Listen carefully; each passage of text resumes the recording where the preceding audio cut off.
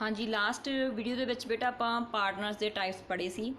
ਅੱਜ ਆਪਾਂ ਡਿਸਕਸ ਕਰਾਂਗੇ rights and obligations of partners.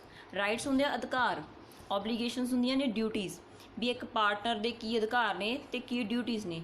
Generally partnership deed contain the rights, duties and liabilities of the partner.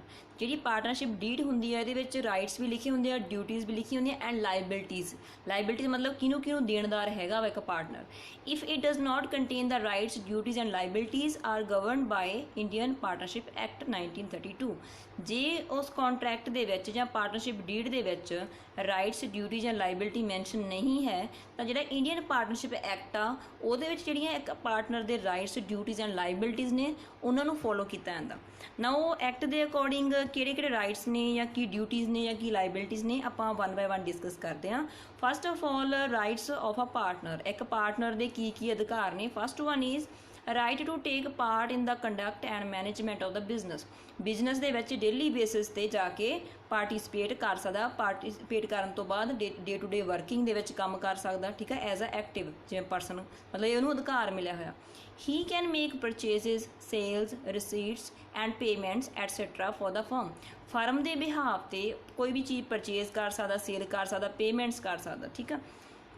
Second is in the absence of any agreement every partner has equal share in the profits. ਹੁਣ ਜੇ ਤਾਂ ਉਹਨਾਂ ਨੇ written ਰੂਪ ਦੇ ਵਿੱਚ mention ਕੀਤਾ ਵੀ ਆਹ ਪਾਰਟਨਰ ਨੂੰ ਇੰਨਾ ਪ੍ਰੋਫਿਟ ਮਿਲੂਗਾ ਤਾਂ ਠੀਕ ਆ, ਅਦਰਵਾਈਜ਼ ਸਾਰਿਆਂ ਦਾ ਇਕੁਅਲ ਸ਼ੇਅਰ ਮੰਨਿਆ ਜਾਊਗਾ ਵੀ ਸਾਰਿਆਂ ਦਾ ਪ੍ਰੋਫਿਟ ਸੇਮ ਆ।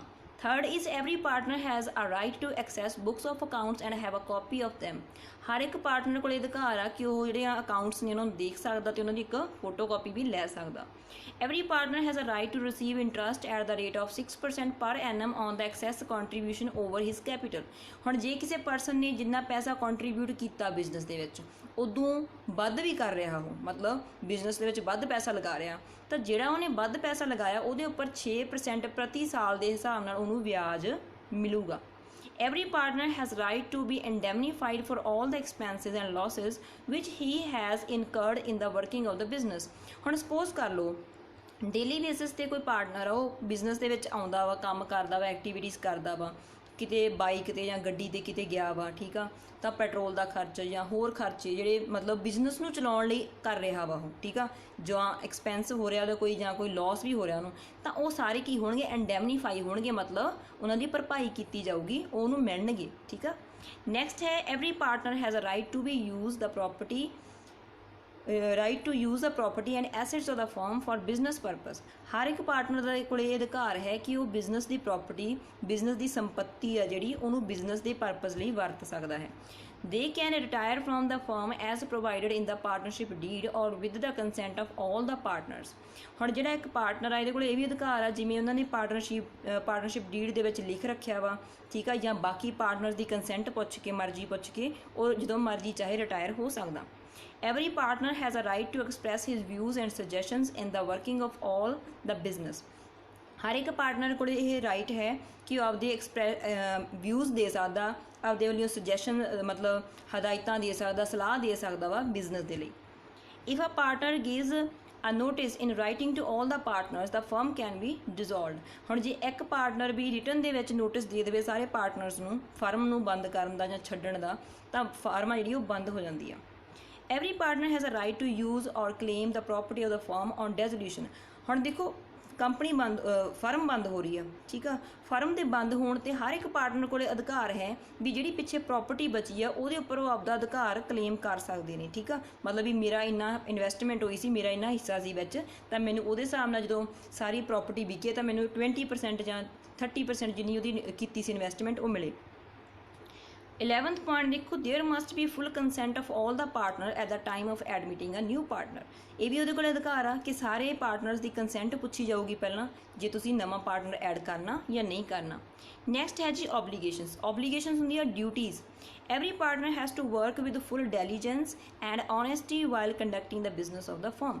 ਹਰ ਇੱਕ ਪਾਰਟਨਰ ਦੀ ਇਹ ਡਿਊਟੀ ਬਣਦੀ ਹੈ ਵੀ ਪ੍ਰੋਪਰ ਤੁਸੀਂ ਇਮਾਨਦਾਰੀ ਨਾਲ, ਪ੍ਰੋਪਰ ਵਧੀਆ ਤਰੀਕੇ ਦੇ ਨਾਲ ਬਿਜ਼ਨਸ ਦੇ ਵਿੱਚ ਆਪਦੀ ਡਿਊਟੀ ਨੂੰ ਨਿਭਾਓ, ਠੀਕ ਆ, ਜਾਂ ਵਰਕ ਨੂੰ ਕਰੋ, ਠੀਕ। ਨੈਕਸਟ ਹੈਗਾ ਵਾ he must act faithfully toward the firm and the other partners. ਹਰ ਇੱਕ ਪਾਰਟਨਰ ਦੀ ਡਿਊਟੀ ਬਣਦੀ ਆ ਕਿ ਫਰਮ ਦੇ ਪ੍ਰਤੀ ਐਂਡ ਅਦਰ ਪਾਰਟਨਰਸ ਦੇ ਪ੍ਰਤੀ ਉਹ ਪੂਰੇ ਭਰੋਸੇ ਦੇ ਨਾਲ ਕੰਮ ਕਰੇ, ਠੀਕ ਆ। ਨੈਕਸਟ ਦੇਖੋ ਇਹਦੇ ਵਿੱਚ ਨੈਕਸਟ ਹੈਗਾ the books and accounts should present the true and fair view of the firm. ਇਹ ਵੀ ਉਹਦੀ ਡਿਊਟੀ ਬਣਦੀ ਹੈ ਇੱਕ ਪਾਰਟਨਰ ਦੀ ਵੀ ਜਿਹੜੀਆਂ ਅਕਾਊਂਟਸ ਵਗੈਰਾ ਨੇ ਸਾਰੇ ਫੇਅਰ ਹੋਣੇ ਚਾਹੀਦੇ, ਸਹੀ ਹੋਣੇ ਚਾਹੀਦੇ ਆ। A partner can not make any type of secret profit. ਇਹ ਇੱਕ ਪਾਰਟਨਰ ਦੀ ਡਿਊਟੀ ਬਣਦੀ ਹੈ ਵੀ ਜਾਣ ਬੁੱਝ ਕੇ ਵਿੱਚੋਂ ਕੁਛ ਸੀਕਰੇਟ ਪ੍ਰੋਫਿਟ ਨਾ ਕੱਢੇ, ਠੀਕ ਆ, ਮਤਲਬ ਕਿਸੇ ਡੀਲ ਦੇ ਵਿੱਚੋਂ। ਦ ਓਬਲੀਗੇਸ਼ਨ ਟੂ ਸ਼ੇਅਰ ਲੌਸਿਸ ਇਕੁਅਲੀ। ਇਹ ਵੀ ਡਿਊਟੀ ਬਣਦੀ ਆ ਵੀ ਜਿੰਨਾ ਲੌਸ ਹੋਇਆ ਸਾਰੇ ਇਕੁਅਲੀ ਸ਼ੇਅਰ ਕਰਨੇ। ਇਹ ਨਾ ਹੋਵੇ ਵੀ ਜਿਹੜਾ ਵੱਧ ਮੂਹਰੇ ਹੋ ਕੇ ਕੰਮ ਕਰਦਾ ਉਹ ਆਪਦੇ ਲਈ ਲੌਸ ਸ਼ੇਅਰ ਹੀ ਨਾ ਕਰੇ, ਠੀਕ ਆ, ਮਤਲਬ ਲੌਸ ਦੀ ਆਪ ਵੀ ਉਹ ਪੇਮੈਂਟ ਕਰਨ। He has to indemnify the firm for losses due to his wilful negligence. Wilful ਹੁੰਦਾ ਜਾਣ ਬੁੱਝ ਕੇ, ਜਿਵੇਂ ਕਿਸੇ ਤੋਂ ਅਣਗਹਿਲੀ ਹੋ ਗਈ ਕੋਈ, ਉਹਦੇ ਕਰਕੇ ਫਰਮ ਨੂੰ ਪੂਰੀ ਨੂੰ ਲੌਸ ਹੋ ਗਿਆ, ਤਾਂ ਹੁਣ ਉਹ ਪਾਰਟਨਰ ਦੀ ਜ਼ਿੰਮੇਵਾਰੀ ਬਣਦੀ ਆ ਕਿ ਉਹਨੂੰ ਇੰਡੈਮਨੀਫਾਈ ਕਰੇ। ਇੰਡੈਮਨੀਫਾਈ ਮਤਲਬ ਉਹਨੂੰ ਉਹ ਘਾਟੇ ਨੂੰ ਪੂਰਾ ਕਰੇ। ਨੈਕਸਟ ਹੈ interest can not be transfer to any other person without the consent of all the partners.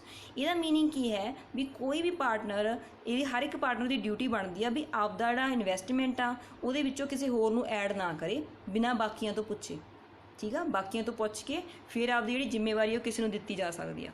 Every partner has to work within the powers and authority given to him. ਹਰ ਇੱਕ ਪਾਰਟਨਰ ਦੀ ਇਹ duty ਬਣਦੀ ਆ ਕਿ ਜਿੰਨੀ ਉਹਨੂੰ power ਜਾਂ authority ਦਿੱਤੀ ਆ ਉਹਦੇ ਵਿੱਚ ਹੀ ਉਹ ਕੰਮ ਕਰੇ। A partner can not carry on a competing business. ਹੁਣ ਦੇਖੋ ਆਪਣੀ ਬਿਜ਼ਨਸ ਫਰਮ ਆ ਕੋਈ, ਤਾਂ ਪਾਰਟਨਰਸ਼ਿਪ ਫਰਮ ਉਹ 'ਚ 5 ਪਰਸਨ ਨੇਗੇ, ਠੀਕ ਆ, ਜਿਹੜੇ ਕੰਮ ਕਰ ਰਹੇ ਆ। ਸਪੋਜ਼ ਕਰ ਲਓ ਉਹ ਟੇਲਰਿੰਗ ਸ਼ੋਪ ਆ ਜਾਂ ਕੋਈ ਵੀ ਬਿਜ਼ਨਸ ਲਗਾ ਲਓ, ਠੀਕ ਆ, ਜਿਹਦੇ ਵਿੱਚ ਵੱਧ ਜਣੇ ਰਲ ਕੇ ਕੰਮ ਕਰ ਰਹੇ ਆ। ਹੁਣ ਇਹ ਨਹੀਂ ਹੈ ਵੀ ਜਿਹੜਾ ਇੱਥੇ ਇੱਕ ਪਾਰਟਨਰ ਹੈ ਉਹ ਜਾ ਕੇ ਸੇਮ ਉਹਦੇ ਨਾਲ ਦਾ ਹੀ ਕੰਪੀਟਿੰਗ ਬਿਜ਼ਨਸ ਦੇ ਵਿੱਚ ਚਲੇ ਜਾਵੇ, ਮਤਲਬ ਸੇਮ ਉਹਦੇ ਨਾਲ ਦੀ ਸ਼ੋਪ ਆਪਦਾ ਇਕੱਲਾ ਖੋਲ੍ਹ ਲਵੇ, ਠੀਕ ਆ, ਨਾਲੇ ਇੱਧਰੋਂ ਪਾਰਟਨਰ ਹੋਵੇ ਨਾਲੇ ਉੱਧਰ ਇਕੱਲਾ ਹੀ ਮਾਲਕ ਹੋਵੇ। ਸੋ ਇੱਦਾਂ ਨਹੀਂ ਕਰ ਸਕਦਾ, ਠੀਕ ਆ, ਇਹ ਉਹਦੀ ਡਿਊਟੀ ਆ। To use the property of the firm only for business purpose. ਇਹ ਵੀ ਉਹਦੀ ਡਿਊਟੀ ਆ ਕਿ ਜਿਹੜੀ ਬਿਜ਼ਨਸ ਦੀ ਪ੍ਰੋਪਰਟੀ ਆ ਸਿਰਫ ਬਿਜ਼ਨਸ ਦੇ ਪਰਪਜ਼ ਲਈ ਹੀ ਯੂਜ਼ ਕੀਤੀ ਜਾਵੇ। ਨੈਕਸਟ ਹੈ liabilities. Liabilities to third party ਕੀ ਆ? For all the acts of the firm, every partner is jointly and severally liable to the third parties. This act is considered as the act of the firm. The principal and agent relationship exist.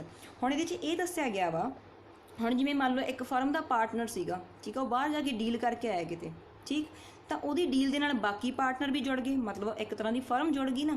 ਹੁਣ ਇਹਦੇ ਲਈ ਜੇ ਉਹ ਮੰਨ ਲਓ deal cancel ਹੁੰਦੀ ਹੈ ਜਾਂ ਉਹ 'ਚ ਨੁਕਸਾਨ ਹੋ ਜਾਂਦਾ, ਤਾਂ ਕੱਲਾ ਪਰਸਨ ਵੀ ਜਾਂ ਇਕੱਠੇ ਉਹ ਸਾਰੇ ਲਾਇਬਲ ਨੇ, ਠੀਕ ਆ, ਕਿਹਨੂੰ? ਥਰਡ ਪਾਰਟੀ ਨੂੰ, ਠੀਕ ਆ, ਥਰਡ ਪਾਰਟੀ ਦਾ ਨੁਕਸਾਨ ਹੋ ਗਿਆ ਸਾਡੇ ਕਰਕੇ, ਠੀਕ।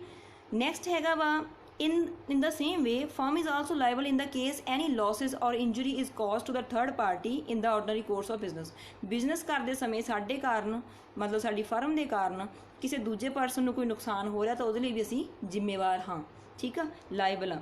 ਲਾਸਟ ਦੇਖੋ, any misuse of money or property received from a third party will make the firm liable.